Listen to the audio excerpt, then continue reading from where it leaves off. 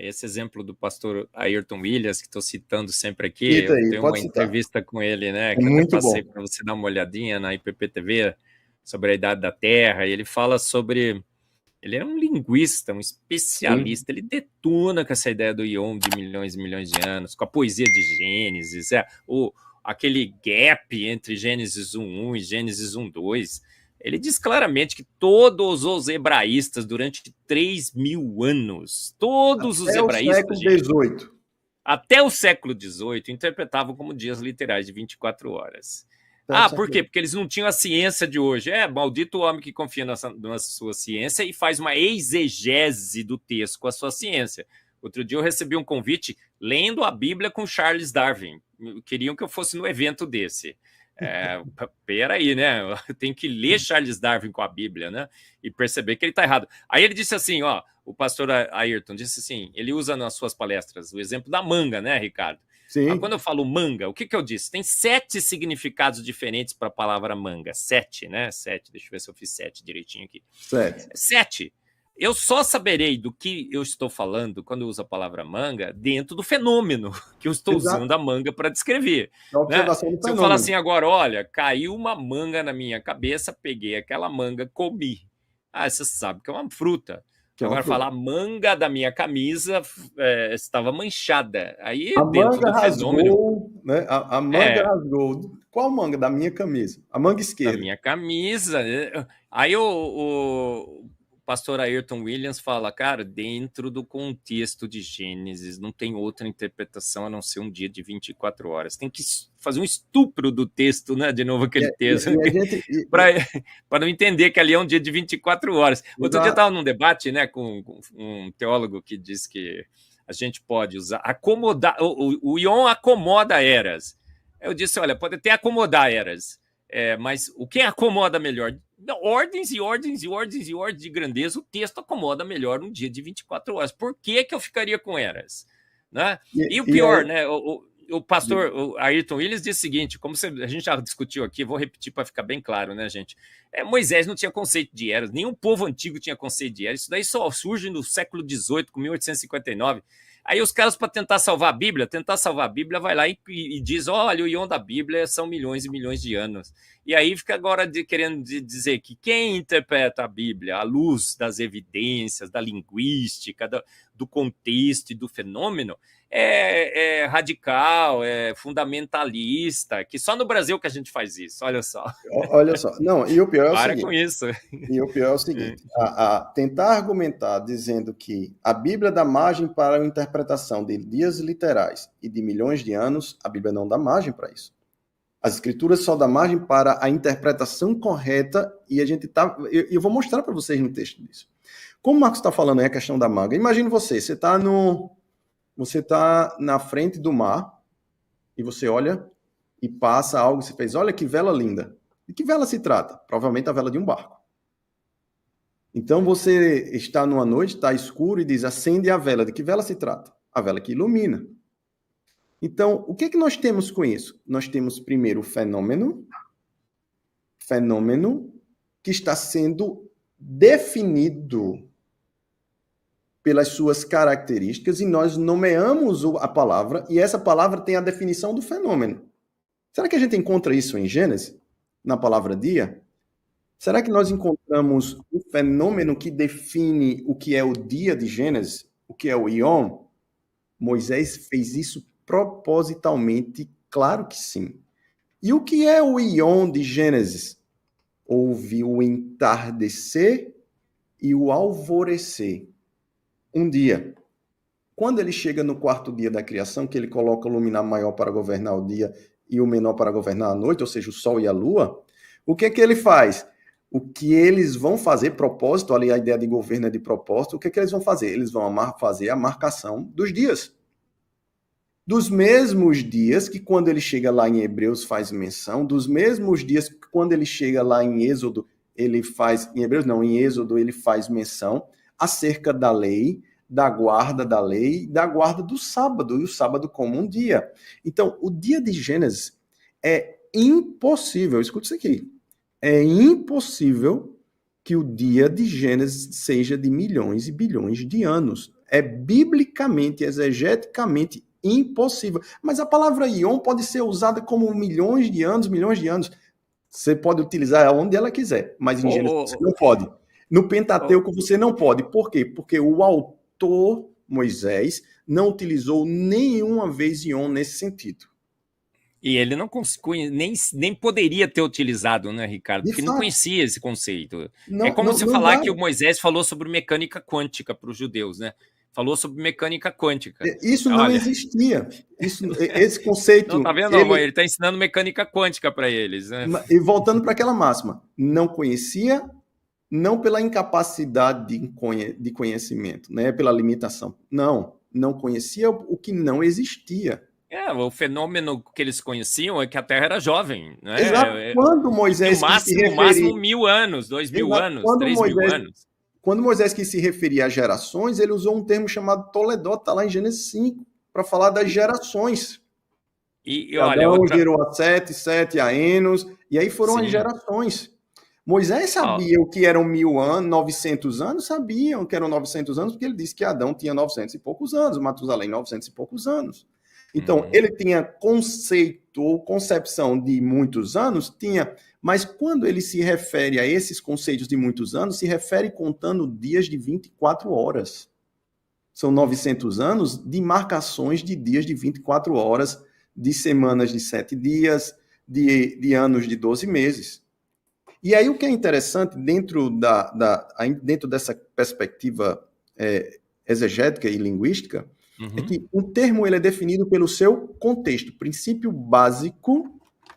Eu até coloquei aqui, princípio básico de interpretação bíblica, princípio básico de exegese e hermenêutica. Um texto é definido, ou melhor, um termo, uma palavra é definida pelo seu contexto, onde ela está inserida. É o exemplo que nós dizemos aqui. Se eu estou no mar e olho e diz que bela vela que está sendo levantada ali, com certeza é a vela de um barco.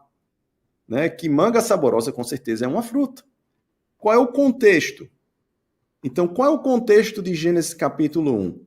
Dias de tarde e manhã, ou seja, de entardecer, e o termo lá, Marcos, é o crepúsculo e o alvorecer. É o entardecer e o amanhecer. Pronto, aí começou a medição do tempo. Isso é um dia. Então, o dia de Gênesis são dias de 24 horas, segundo o texto bíblico. Ponto. São dias literais.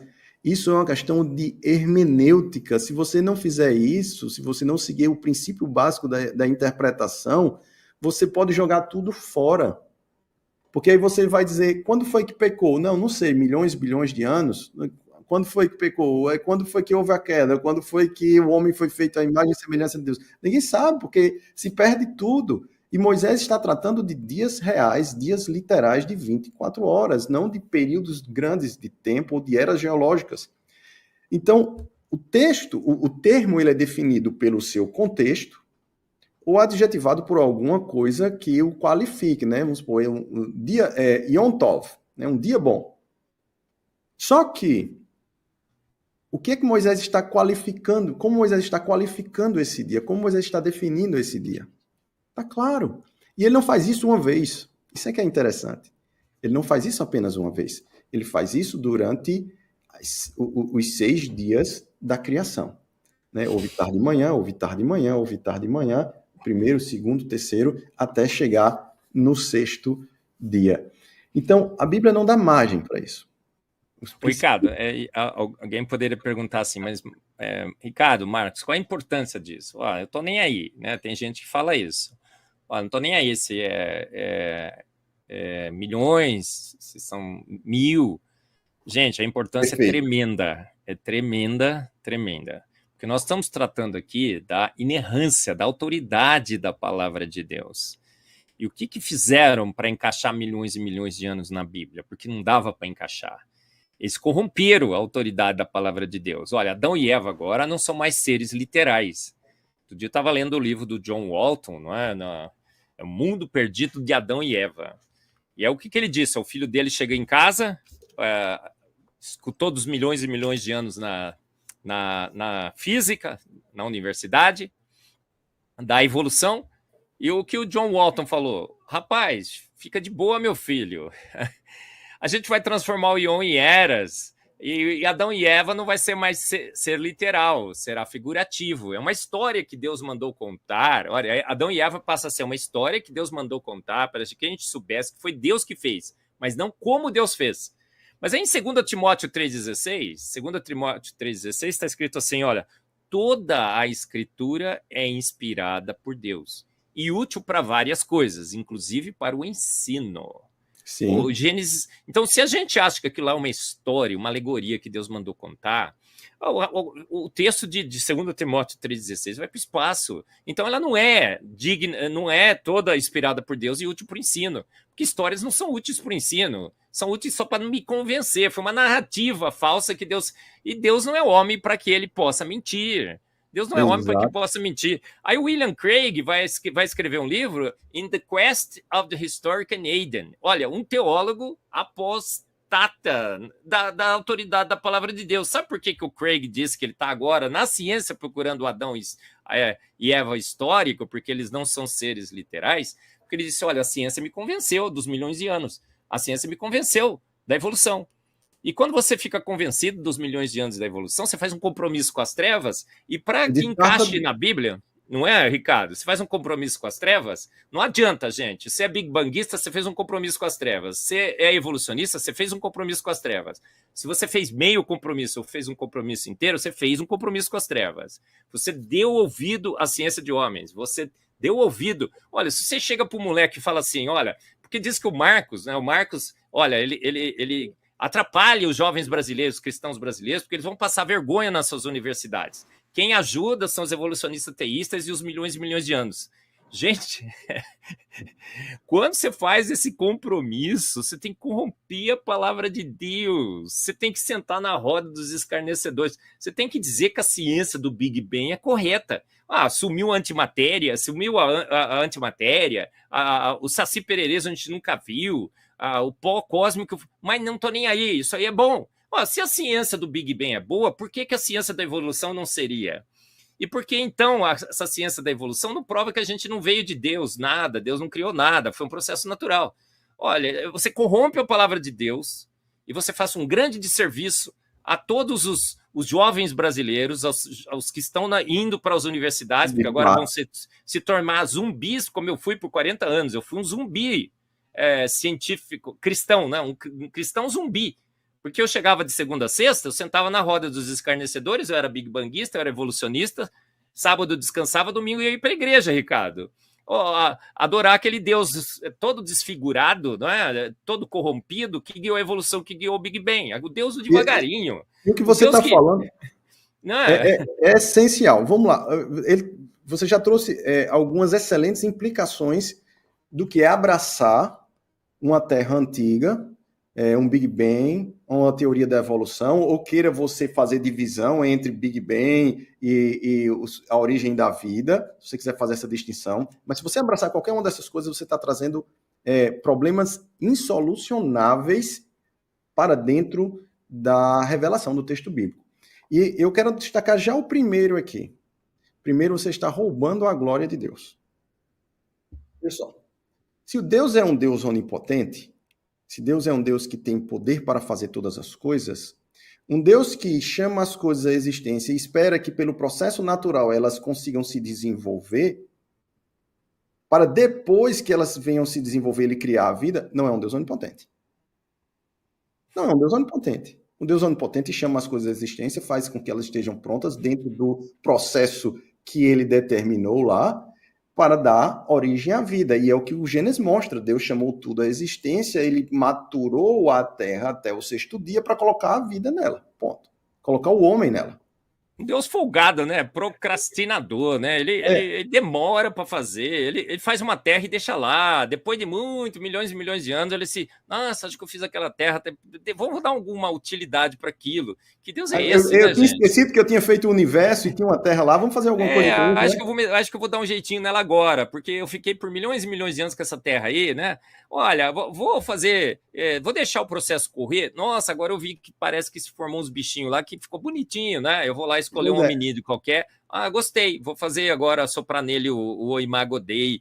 É um Deus totalmente desfigurado. Ó, nunca na história da humanidade a gente viu com nenhum ser que tenha poder para fazer, capacidade para fazer alguma coisa, esperar aquela coisa ser feita ao longo de milhões e milhões de anos. Eu quero fazer um carro, Henry Ford vai fazer o carro, ele pega e faz assim, vou colocar uns pneus aí. Depois de 30 anos, esses pneus aí, parece que agora eu vou colocar uns negócios aí. Agora eu vou colocar um banco. Parece que vou colocar um. Cara, você pensa, você planeja o carro na sua cabeça, você vai lá e faz. É gente que faz. Eu digo, né, Ricardo, que Deus é que nem o cara do Bamerindos, né? Não sei se você lembra da propaganda. É Eu gente que lembro demais. faz. E faz bem feito, e faz de Uhum. pronto. A Bíblia diz, e de pronto tudo foi formado. A E Bíblia é você clara olha, demais. Os 5 pontos da Bíblia, ela é clara, necessária, suficiente, inerrante, autoridade final. Clara, ela é exato. clara. Quando ele fala que fez pronto, é pronto e pronto, acabou. E se Né?